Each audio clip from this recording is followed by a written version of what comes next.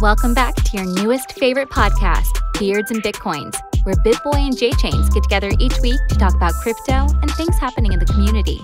They will bring you some special guests and giveaways, so make sure you're subscribed. For all show-related news, you can find the guys on various social media outlets. Everything is listed on the official show Twitter account, @BeardsBitcoins. Now, without further introduction, two dudes that have beards, like Bitcoins, and want to talk to you about both, bitboy and jchains. Hey guys, welcome back to your favorite podcast, Beards and Bitcoins. I'm your co-host, Bitboy, and I'm joined by our co-host, jchains, and also our special guest today, Crypto Wendy O. Wendy O! What's up, Wendy? How you doing? I'm good. Thank you so much for finally having me, guys. Oh gosh, what is that? Finally. Finally. We're on our 13th episode, Wendy. 13th? Okay, all right. That's okay then. Still kind of new, but we're working in there, so we are happy to have you, that's for sure. Quick shout out to our show sponsor, Hodl Fuel. If you've never tried it, you should, hodlfuel.com. You can also find them on Twitter @hodlfuel. Use promo code BeardsBitcoin. Save yourself 10%. Get some coffee. It's delicious.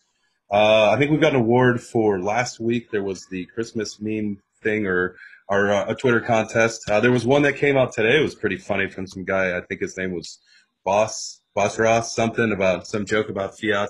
The joke was, what car will you never see a Bitcoiner ever drive? I saw that. Fiat, whatever fiat. Oh my God, that's so dorky. Well, I saw in the news today, it was interesting just how our world changes. You know, today there was a big announcement talking about how there's a new car manufacturing plant going to Detroit, which is big because they've lost a bunch of them. And it was actually a Fiat Chrysler plant. And I thought to myself, get that out of here. I don't want to see that, you know. Get it out of here. So, Wendy, have you tried Hodl Fuel? I actually I actually drank it this morning. I have a bag here, and then I'm going to be giving 2 bags of Hodl Fuel coffee out at my meetup at the Blockfolio offices this Saturday. Oh, if you are in the California area, you should attend that. Yeah, it's going to be freaking awesome. So can I announce it? Yeah, sure. Go ahead. So I am going to have a meetup Saturday, which is 12/8/2018. I'm going to have it at the Blockfolio offices in Santa Monica. It's on my pinned message on Twitter.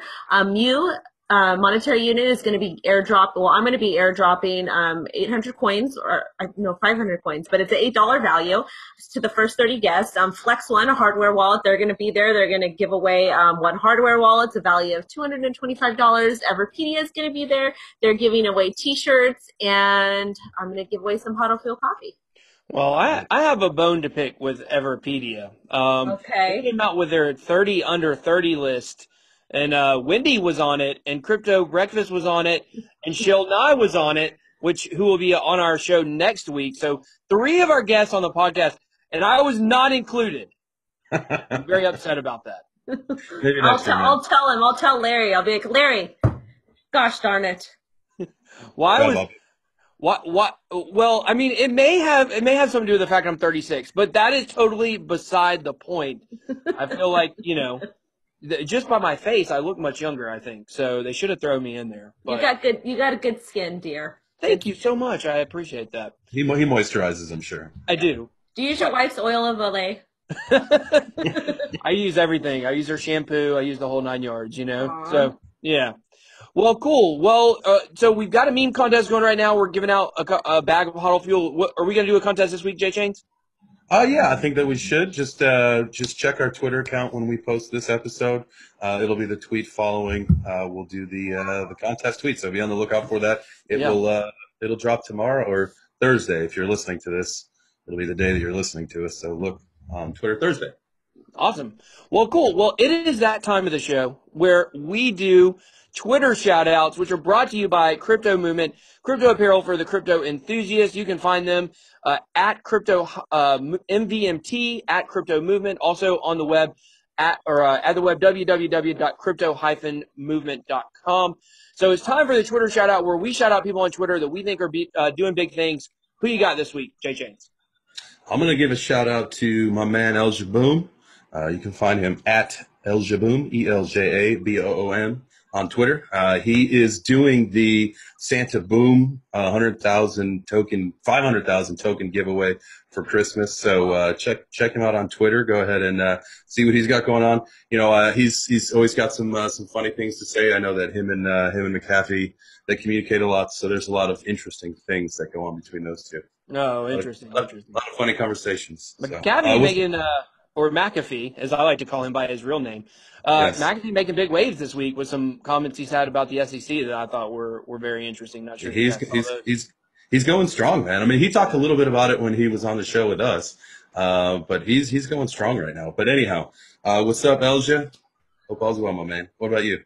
Well, let's get who you got this week, Wendy. I actually would love to give a shout out to a very good friend of mine, Crypto Paradigm. It is at Crypto Paradyme. He is probably one of the sweetest, nicest people in the space. Just always, I don't know. He's been a friend of mine for a while. I met him through Jovan when she was still on Twitter, and I don't know. He's just really sweet and nice, and I just want to tell him thank you for being my friend. Yeah, that's awesome. That's nice. So I remember when Jovan left. It was very sad, but people are leaving left and right now. So well, she left just because people are. Can I use foul language here? We're family friendly for the most part. Okay, so I will say that she left because people are jerks. Yeah, they are. And you know, she's hanging out with her family, and she's got kids and stuff, so that family always comes first. Yeah, definitely agree with that. Family first. Family first, but you can say GFY. So if your daughter saying during the show, it's okay. Well, because obviously we know after I did that official Twitter poll, it stands for good for you, not great for you. So exactly, that's why we're definitely good with it. Well, for my Twitter shout out, I'm going to shout out Tommy Mustache. You can find him at TommyP408. I hope I got that right. But he's actually doing a huge contest right now. Whoever gets closest to the correct answer for the price of Bitcoin. I think you still got one day to enter for the price of Bitcoin on December 31st. He's giving away $1,000 worth of Bitcoin, which if you're really smart, you'll guess $1,000. And if you're right, you'll get a whole Bitcoin. So, ooh, I like that. Yeah, that's thinking ahead right there. That's the play. But he's a really cool guy though, and he's just always doing like really positive stuff. And you know, when there are so many salty people and angry people on Twitter, it is good to have people that balance it out with positivity. So, absolutely. I agree. I agree so much. Yeah. So I have my daughter here, so we might be hearing commentary from her in the background. Does she do TA or what? She can say things. Do you want to talk about the different things that Mommy has taught you? Do you want to say some things for Mommy's friends? You want to talk about Bollinger Bands? I don't, Mom. Okay, I'll take your shoes off. No, she just wants me to take her shoes off. Okay. I'm looking at myself on the video here, and I've got this huge light bulb in my eyeball. I don't know if you guys can see that. It's like really shiny. It's like really on your left eye. Yeah, I can see that. Yeah, you can see it. Evil. Well, cool. Okay, well, that is the Twitter shout out section. Let's start talking about what we came to talk about today. Wendy is known as the Chart Queen. She's the Chart Queen. She is the TA specialist of crypto Twitter, even though, there may be some other people out there that have been doing it for longer, but at the same time, everybody seems to pretty much respect Wendy's TA. So tell us a little bit about kind of how you got into TA and, what did you do to learn about it? Well, so I got wrecked. I got super wrecked when I first started, and I was like, I am not going to get wrecked. This is stupid. There's no reason why I can't teach myself, educate myself, and make some money. So I bought 2 used books on eBay, and part of it was I didn't want to go back to work. I knew I was going to be quitting my job to go to do school full time, and I was like, there's no reason why I can't make money and whatever. So I did. I bought these 2 used books on eBay. I believe it's the technical analysis. It's like either the idiots or the dummies guide to candlestick charting and technical analysis. So I read those, read part of them.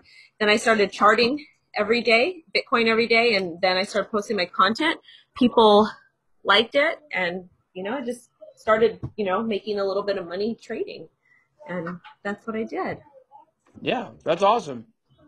That's a good way. That's a good way to get in there. I've read somewhere that in this day and age, in this society that we are living in, the information that we have available to us. Like you think back, obviously, you got your books on eBay and stuff, but with the internet and everything, Right. if you can't make money by learning something off the internet, they said that you've failed somehow in some way, because right now, I mean, again, the information that we have available to us in a second, I mean, it would take people lifetimes to amass, before technology is what it is today. So cheers to you learning a new craft and doing something to better yourself. That's awesome. Thanks. I mean, it's really about if you people in today's day and age, they expect things to be handed to them, and that's not the way life works. You cannot just expect to try something and be good at it. You actually have to work at it. And I think part of it was I went back to college later. Than when you're normally supposed to go to college, because I've had a pretty interesting life and I started things later than other people. But I went back to college and I had to take all these math classes, and I just remember sitting in front of my whiteboard just doing derivatives and doing trig and all kinds of stuff and just doing it over and over and over again. And I think that helped a lot, because I learned that if I want to pass my classes and if I want to do something with myself, you have to put effort into it. So that school, I'm not, I know people have different things about going back to college and whatnot, but I do think that my math classes did help me. Yeah, that's good. I can definitely see how, math classes would be, related to crypto. Well, let's talk about the actual markets right now, because they are dropping like a rock. It just continues to get lower and lower. And you actually told me a couple days ago where you think it's going to end up. And I was pretty concerned by that. So, and I just did a video that's going to be released here in a few minutes where I kind of talked about this relative to other Bitcoin crashes. And so what do you think? Where do you think we're going? Why do you think we're going there? Just give us a little insight on that. So I think right now, I'm actually looking at the charts right now. It really, really, really doesn't look good. The volume kind of sucks. The daily is awful right now. I do see a little bit of positivity here. We might bounce back up and then possibly retest about 4,000, maybe the most 42.57. But other than that, our support that we've been playing on, this 36 area here, 37 area, we've just been pounding on it and pounding on it. I just think it's going to break, which it already has, and I think it's going to continue to drop because there's really nothing there to support it. I think my next target, I want to say it's about 32, and if we break 32, you can probably expect between 28, 25, and then 24, and then 1,800, 1,900. First off, let me say that it's terrible. It is terrible to hear that. It is also a good thing. I agree. I'm ready to go. I've been kind of waiting. I've got my finger on the trigger. Where's it going to hit? I've got money ready to go to buy. I'm just waiting for it to get to a comfortable zone for me. And if you think it's going to get that low, I'll wait till it gets in the twos. I'll hold off on that. But damn. Yeah, that's what I've been doing. I've been scaling in on positions for my daughter. My husband and I, we had a savings account for her when I was still working. I would put a little bit of money aside every month. So there's not a whole lot in there, but I took it and I'm just scaling in on positions for her, throwing it on a ledger. And, that's going to be part of her portfolio. She's only 2. And I've had some people that say you're crazy for doing this. But at the end of the day, let's say I have one whole Bitcoin for her, or a half a Bitcoin, and I hold that for 16 years, and Bitcoin does go to $1 million. That's her college right there, and then that's not all the money that I'm going to invest for her. I mean, I'm going to be putting up money aside for her and other things as well. So. Yeah. I mean, there's no difference in that, in what you're doing for your daughter than what a lot of people I knew grew up got. They got a trust fund. I mean, that money came from before they were around. Exactly. What's the difference? It's just now we deal with crypto, so it's an acceptable thing I'm going to pass on some legacy money. And if I want to, we're all in this space for a reason, because we believe in the future and where it's going. So I want to pass on my legacy money to my future generations in the form of cryptocurrency. I agree. So. Nothing wrong with that. Yeah, I believe in it. I don't think we're going anywhere. Institutional money is buying in. They have been buying in. They've been scaling in. They've been trading on BitMEX. They've been doing all kinds of really interesting things, and it's not going anywhere at all. Yeah. So let's put this into perspective, because I just actually worked some of these numbers recently. So this is more, TA is anything that is on a chart. Right. Without understanding a market, without understanding what the commodity or what the asset is, with a chart, you can look at the chart and make guesses on it, even if you don't know what the chart is, right? Because it's all about the psychology and the candlesticks and, this and that. You got FA, which is fundamental analysis, which is anything that is not on a chart. So when we're looking at Bitcoin and we're looking at the previous crashes, right?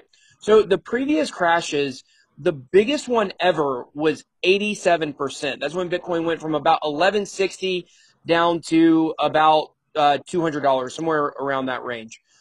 If we were to go to 1500, which is what some people are starting to call for, that's a 97% drop. That would be 10% higher of a drop than Bitcoin has ever had before, when now we have, more products, we have more progress in the space.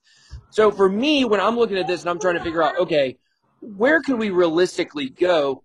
For me, I'm looking at that 87% number, because when we've been looking at a lot of these altcoins, they've dropped 97, 98%, and Bitcoin at 3,500 has only dropped 82%. So to get that other 5% to put it around the all-time high, the all-time biggest crash, it would be about 25 to 2,700. So that's where I'm looking forward to go to, honestly. I think that's probably about the range. I don't see it going sub 2, even though like right now the volume at 3 is like really, really, really crappy. I think it will pump up a little bit. But what do you think about that? Do you think that that's a realistic target, 25 to 2,700? Do you think that the previous crashes even matter? Or what do you think? What are your thoughts on that, Wendy?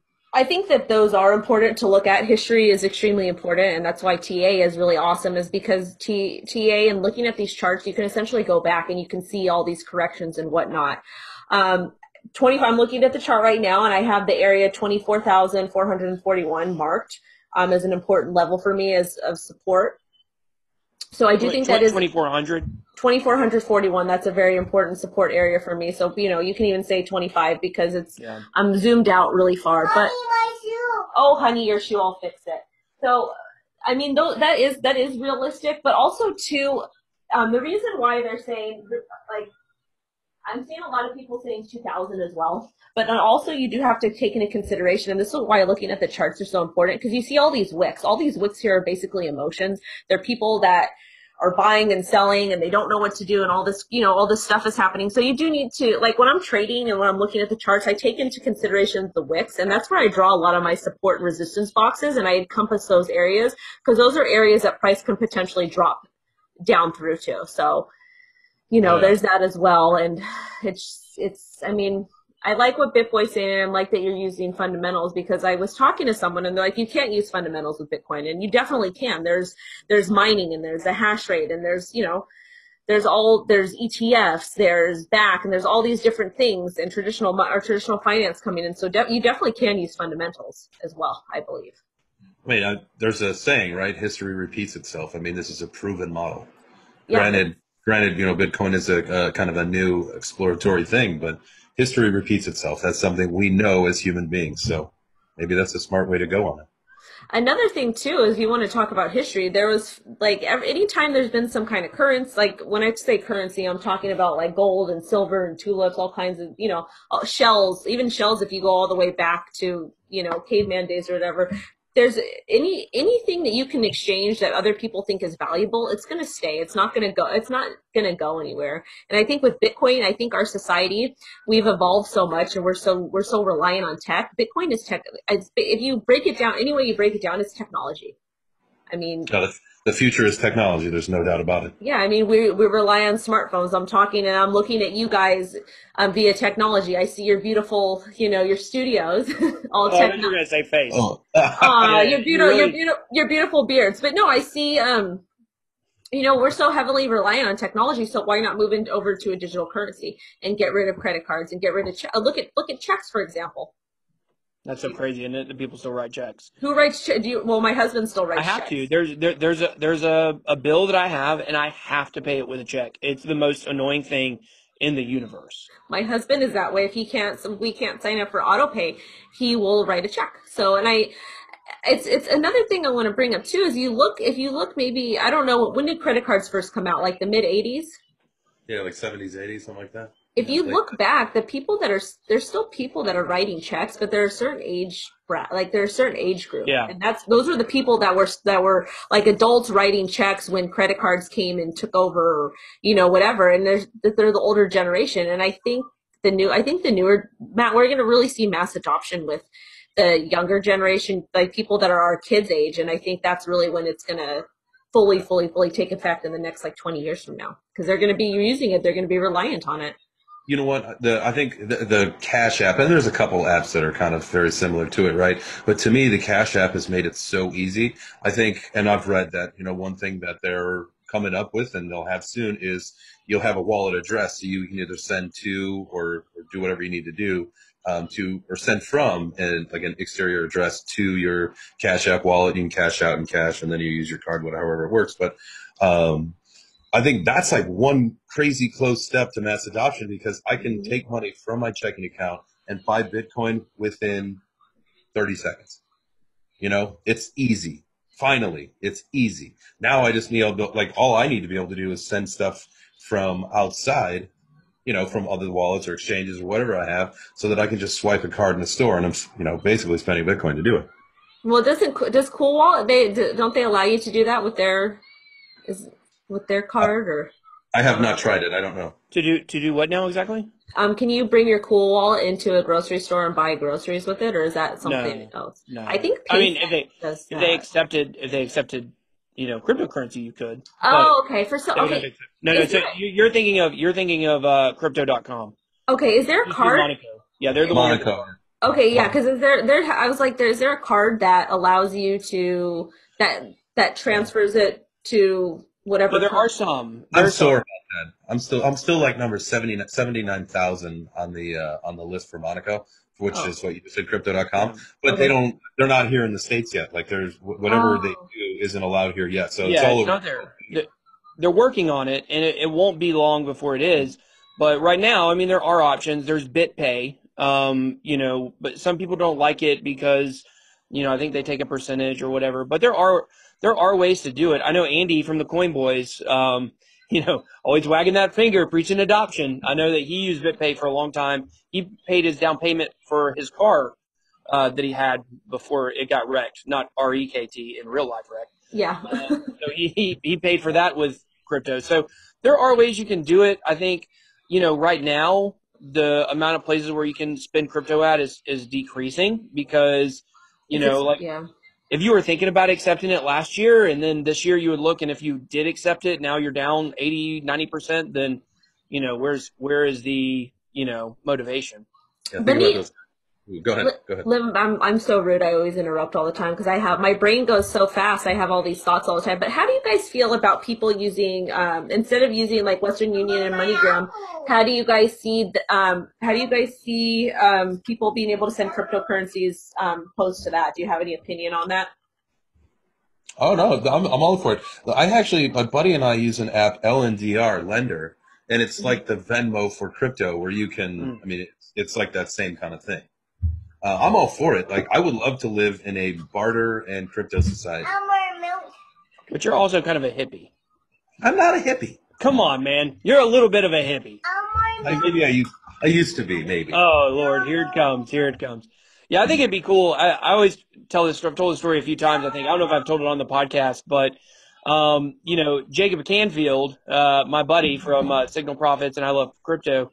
Woohoo, Jacob. Yeah, big shout out to Jacob. We should throw him on here as a shout out. But I went and had lunch with him back in August with him and Crypto Love. And, you know, he was talking to us and explained that he had actually bought a mattress on overstock.com when they first started accepting crypto. That would have been, probably about 2 years ago. And now that mattress, well, not now, but in the bull run, that mattress, the amount of crypto he spent on it, it was worth $400,000. Oh, nice. Oh, that's really cool because, well, not but two things. The first thing, oh, did I forget? No, the first thing, the person that actually introduced me to crypto used to buy computer parts with it. Like, you know, in 2011, 2012, and all his computer, those parts for the computer, they're all broken now because he used them to do whatever he was doing. So those broken computer parts are worth like millions, or not millions, but like thousands of dollars, and they don't work. And then I was going to say that there's the OTC desk that I work with, crypto space. They're actually putting ATMs in different parts of the United States and in Mexico. And these BTMs, you can actually pay your bills on them, and you can buy stuff directly from Overstock. Wow, that's interesting. So I recently made a security video, which I'd like to talk with you about security in just a minute. But I made a security video about SIM card swapping, and I've been like, my brain has been killing me just thinking about how vulnerable we all are for different reasons, and I'm taking a lot of steps to try to fix it. But somebody tried to hack my bank account just on Monday. And so today I had to go to the bank. I had to get all this stuff sorted out. Luckily, they weren't actually able to do anything because there's like some different levels of security on my bank account. But, you know, I went in there and I was talking to the banker, which, you know, right, that's the enemy of crypto. We're always talking about the banker and, you know, yada, yada, yada. But he was like a really nice guy. And we had like a big long talk about crypto and different stuff. And he brought up some of the points that you were talking about, you know, with digital money. He's like, I think Bitcoin may be the future, but, you know, digital money is something that, you know, we're already kind of doing. And if we do go digital money, it'll probably be governments backing it. And I thought that was really interesting, you know, to hear from an actual banker, somebody that's saying like, yeah, we definitely got to do something different, but yet government control is probably not something that they're going to give up. What do you think about that? What do you think about the future of crypto and in terms of like, do you think we're going to get regulated to death? Oh, yeah. You know. So as far as the person in the bank, so first off, the person in the bank probably is there because it's a decent paying job, may or may not have a college education, and is just, you know, is probably aware that there's problems and probably wouldn't necessarily work at a bank, but is there just because it's a decent paying job. But, you know, I do think regulation is coming. I think it's coming, and I think it is a good idea. I know a lot of people are mad at me for saying that and don't like that I say that, but at the end of the day, it's not like any of these people are going to like try to actually overthrow the government. The government's here. Like we can't, no matter if you look back in history, there's always been some sort of government that's been dictating and regulating and doing whatever it is. Like even back to, I don't even know when, but forever, the government and regulation and people dominating other people, it's always been there. So I think regulation is a good thing. We're going to have to compromise. But as far as, you know, maybe there will be a government-backed currency, but I still don't think Bitcoin's going anywhere. Maybe we can have a government-backed currency and then we can have Bitcoin. Yeah, I think there's two ways Bitcoin survives isn't the right word because it's going to survive no matter what. But there's two paths for Bitcoin in my opinion. There's the path of the currency path where it becomes something that we actually exchange for value back and forth. Whether it is, you know, I don't think it's going to be in the United States. I don't think the United States' government is ever going to bow down to Bitcoin and say, oh, this is the currency we'll use. But I think in about a large portion of countries in the world, it makes total sense. So I think that's one path for Bitcoin. And then the other one is just a straight, I'm going to blow your minds with this one. This is crazy. Okay. So the other path is becoming like gold, right? Just an asset class. And, you know, one thing with all the regulation right now that's very interesting is, you know, there's actually an Ohio legislator today that's introducing a bill to say that crypto and ICOs are not securities and that they need to be their own class and they need to have their own commission, which is very, very, very interesting. But if it does... Yeah, I'm gonna email my congressman or the lawmaker in California that I interviewed and be like, hey, what do you think about this? Let's do something. Like, yeah, and that makes the most sense, and I think that's why we're not going to get the ETF approved and different things because our government doesn't even know what crypto is. Like we know, I guarantee you, I know more about crypto. Wendy knows more about crypto. jchains knows more about crypto than the people that are making the decisions about it. You damn right. Yeah. But none of that was my point. I went on a total sidetrack. My point is the two paths are a currency for a large portion of the world or basically becoming the new gold. And it's going to blow gold away because there's something coming to gold that is so crazy that is going to ruin its value, which is called asteroid mining. It's where they're actually coming up with ways to dock, you know, spaceships and drillers, whatever it might be. I don't know what I guess gold, I forgot what they call them, those big machines that get the gold out of the ground, getting those things on asteroids and getting gold from space, because apparently there's tons of gold everywhere in space. So that brings up the problem with gold and silver and other precious metals, which is we don't know how much is out there. The supply, while technically I'm sure the supply is finite, like there isn't a finite amount in the universe and on Earth, we'll never know what that amount is. But so you can keep bringing more in, to the circulation, and each time you bring in, more gold in circulation, it devalues it. Whereas with crypto, we actually have a finite supply. We've never seen anything like this before. And so that's why I'm actually starting to think like maybe currency isn't the direction. Maybe having it for gold as a hedge and becoming the new gold and the new standard for what people use to hedge against financial crisis is like that may actually end up being the true value of Bitcoin.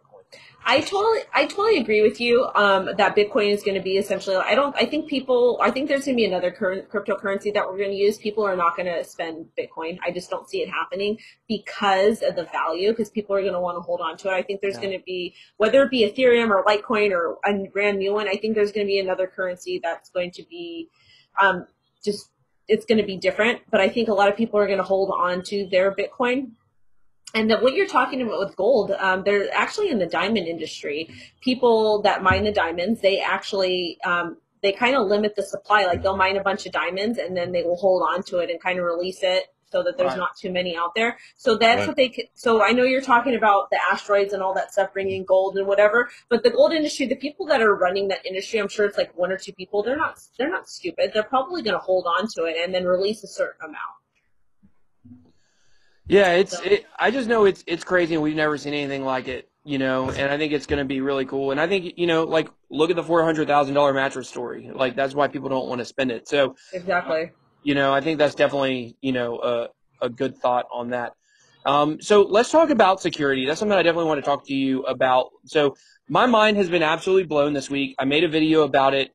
It's absolutely crazy what is going on with SIM card swapping. You cannot protect yourself from it. It's impossible to protect. It's impossible if you have Sprint, Verizon, T-Mobile, or AT&T to protect your phone number. Now, you can neutralize the threat by taking some different kinds of precautions. I know some stuff that you've done that's kind of protected you with your 2FA and some different things. But what are your thoughts on security? What's the best way to keep your crypto safe? And what do you think people should do in those regards? Okay, so as far as the whole SIM card thing, I was actually up all night worrying about it last night because I saw your video. It's crazy, isn't it? Yes. It's crazy. So there's no way to protect yourself. They're inside jobs. I actually have to watch it again because I talk about this a lot. A lot of the tech stuff in crypto, it's hard for me to understand because my brain doesn't work that way. But as far as trading goes and holding your crypto, I have a separate phone, a smartphone that I have my 2FA on. It is stored offline. I have written down my seed, I guess they call them seed phrases or whatever for the 2FA that's on multiple copies. Those are hidden. Those are in special places in the United States and maybe not that I know of. I use so nothing crypto related I do have my Coinbase on my phone. And I do have my Blockfolio, but I have a password to get into that. And Blockfolio is just a portfolio. It's not actually a wallet. I know, but still, I have my, I've got some stuff in there. Yeah, but, if somebody gets on that and they realize that you're a Ripple whale, they will really turn on you quickly. Yeah, right. I think I have like 20, a tiny moon bag of like 20 Ripple or something stupid. But then another thing that I do, because I do trade, I try to have separate email for every single exchange that I'm on, and I'm probably on like 20 exchanges, and that's crazy. I have different passwords for every exchange that I'm on, and I have the 2FA, which is on the throwaway phone, and I use a laptop that is not connected, that has nothing to do with me. It's under email addresses and things that are not related to Wendy at all, and it's there for trading, and I keep it offline, and it's only there for trading. So those are things that I do. Well, let me first off by saying I need to step up my security game. For sure. Like, wow. I'm a bozo. Like, I trade on my phone. Yeah, definitely no. Well, you're about to, if you don't fix it before tomorrow, you're going to get wrecked when people hear this. No, well, I I do have Coinbase because I do like if price drops and I want to enter on something really quick or whatever, like I like to have that, but it's, so it is there. That's might not be the safest thing, but I do have 2FA but security is important. We're our own banks. Like, God, I'm telling you guys, I was freaking out when I figured all this out because I thought I'm safe. And I talked to somebody yesterday who got his hardware wallet hacked, which is really absolutely insane. Was it a ledger?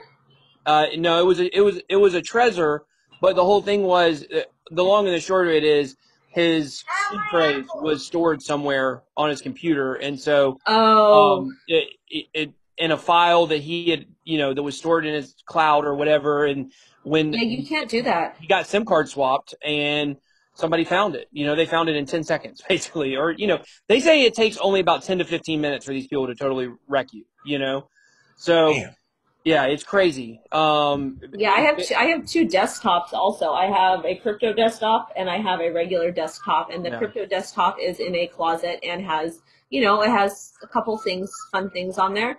But other than that, all my stuff is backed up and it's manually written and it's in a lot of different places. Yeah, and that's why I just ordered a new ledger. Now I have two.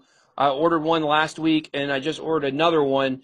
And basically the reason why I did that is because at some point in the past I had put on a notepad on my computer my seed phrase, and it's deleted, it's gone, yada, yada, yada.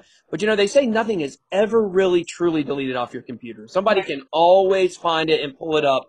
And so for that reason, I decided basically just to start totally new. All of my crypto is on hardware wallets at this point, with no way for anybody to get, because none of the seed phrases or mnemonic phrases or whatever ever touched anything digital. So that's definitely the safest thing. I've got my seed phrases now. One thing I did today is I also have a safety deposit box, so I'm putting seed phrases in there. So I'm going to have them in different locations.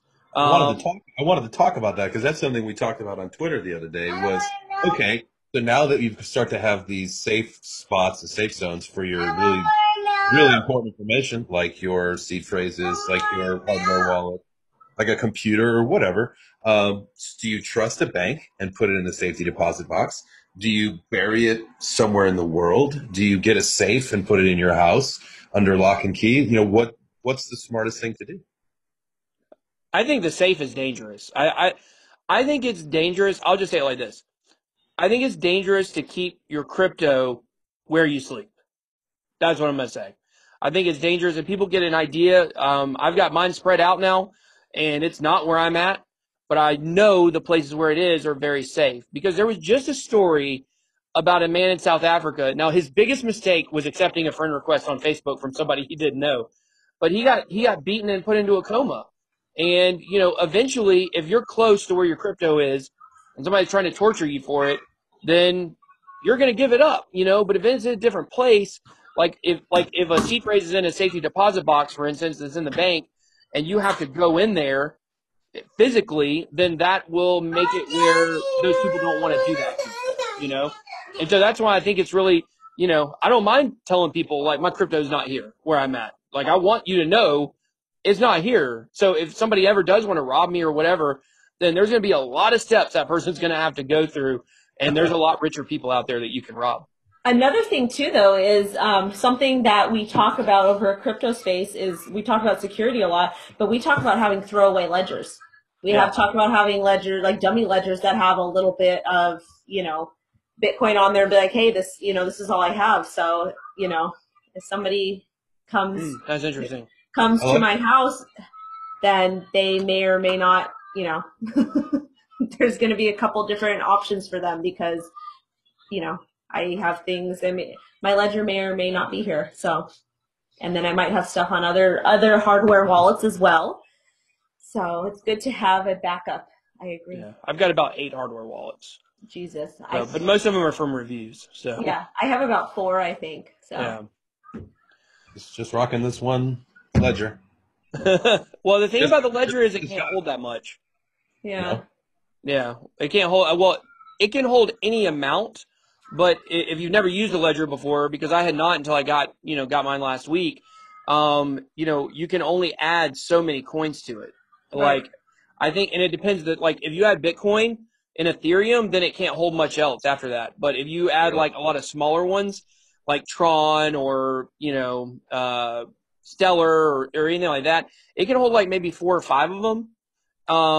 So it can hold as many coins as much as you have in one coin. Like, it can hold all of them. You could have $1 million in Bitcoin and it could hold it, but you can't hold like 6 different coins on it. So, and ERC20, I'm not sure how it works with the ERC20s. I don't know how many you can put in there. You can have unlimited amount of ERC20 Yeah. tokens. I have a bunch of ERC20 tokens there, and I just remember I was so scared to transfer them over because I was like, but they're Bitcoin pairs, blah blah blah. Like I had no idea, but I have them all over there, and then you know you just have to go. But the thing about the ledger, what sucks is you have to open up a third part, like a browser, and you have to plug it into the computer. So that's the only thing I'm not into about it.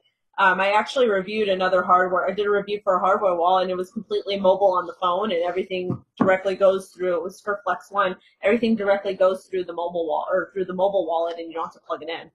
So, oh, that sounds so much easier. Yeah, it was kind of cool. And one of the things I liked about it too is that people that don't have access to a desktop, you literally use your phone. Like, there's no option to use a desktop. Everything has to be done through your phone. I mean, that's smart. I mean, that takes care of some of the countries where they don't have desktops. Mm-hmm. Yeah. You know, they might only have a phone. Smart. Well, the reason why Ledger is the most popular one is I believe it can hold the most. It has the most compatibility. So, you know, if you have a wide, and it still doesn't have everything, but, you know, like Cardano, I don't think there's a hardware wallet that holds Cardano yet. So, but Ledger has the most compatibility. I think it's got, I want to say it's close to 100 maybe, and that's not counting ERC20s because you can apparently hold any of those in there. But that's why people like it. But I thought the same thing. I was like, oh, this can hold almost everything I got on one. And I want to diversify. I don't want it all on one anyways. But, you know, then I got it and started playing around with it. It's like, oh, man, you know, you can only add like 4 or 5 different coins to it. So, yeah. So that's why people like it. They're Cool Wallet. I love Cool Wallet. It's awesome. You can add ERC20s, but then it's only got about 5 or 6 other ones that it works with. You know, like all your big 4, you know, Ripple and Bitcoin Cash and Bitcoin and Ethereum. I can't remember, maybe Stellar as well. But so we've yet to see the hardware wallet that can hold anything, but I think we will see it eventually. So it'll be coming. Yeah. Yeah, definitely. Well, cool. Well, we've talked about a lot of stuff today. We've only got a couple minutes left.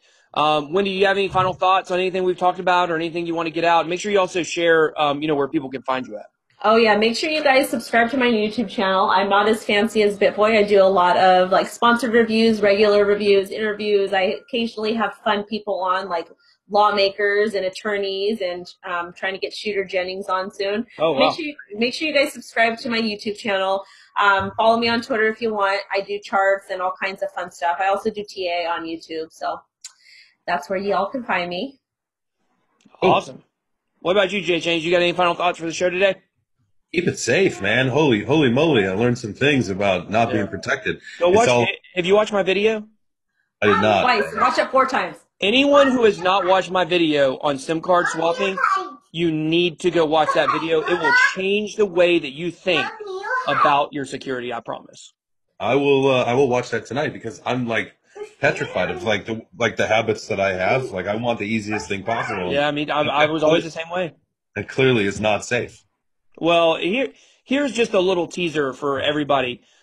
I show evidence in the video about how you cannot protect yourself in terms of your phone number, especially if you use one of those big 4 carriers. You think there are certain things you can do. You're like, oh, well, I can go put a high-risk flag on my account, or I can attach a PIN number to it, or I can go to the store and say, only I can make changes inside of this one specific local physical store. And it doesn't matter because you're still counting on the person at the other end of the customer, you know, support Lord help us. that's getting $10 an hour to do what is supposed to happen with your account. And there's evidence that these people, it's organized crime, and they're paying between $80 to $100 for every single SIM card that a customer support rep will port over to them. So these are inside jobs. It's organized crime, and if you're a target, and people know that you got crypto, you need to make sure that you fix that, or else you are going to be a sunk ship. It's crazy. There was a guy who worked at T-Mobile. He put hashtag T-Mobile in one of his posts. Within an hour, he had somebody messaging him telling him he could make $100,000 porting them numbers over in 3 months. So you think your average customer support rep that makes $10 an hour won't jump at that? Shoot. Right. Well, a lot of them are overseas too. I feel like when you call, they're overseas, and they're probably making way less than that. And you know, they're So you guys go watch the video. There's other alarming stuff. That's not the only alarming thing. Just make sure to go watch that on my BitBoy Crypto YouTube channel. But alarming. Very alarming. But thank you so much for joining us, Wendy. You're one of our favorite people for sure. But at that, we got to get out of here, guys. So we will talk to you later. Beards and Bitcoins. Boom. Yeah. Bye. Thank you for having me. Thanks, Wendy. Well, that's it for this week. Thanks for listening to Beards and Bitcoins. If you like what you heard, show these guys some love and rate review on SoundCloud or iTunes. Also, remember you can always find the guys on social media. The show Twitter page is @BeardsBitcoins. You'll find direct links to BitBoy and jchains from there. Make sure you check for updates, announcements, and contests. Good luck to all who enter. See you next time.